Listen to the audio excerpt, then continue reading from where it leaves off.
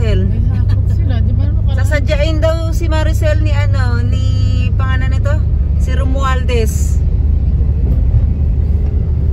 Tingnan natin kung gaano kadami ang pupunta. Malaman natin yan.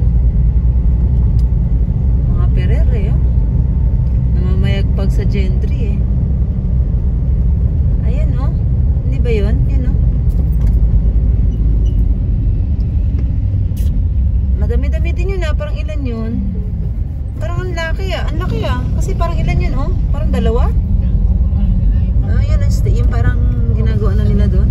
Ayun ayun ayun sila yung parang open area lang siya. Kaya iyan pala yung sinasabing matatraffic. 27 yun, di ba? Ayun ayun nga, dyan nga ata sila ayun doon. Yun, doon. Tama-tama mainit, hindi na ulan. Sana wag sila ulanin. Sila ulanin, hindi kaya na sa sila, di ba? So hindi tayo daan dito pala. Sigurado sarado. Kung abala pa ka mo sila.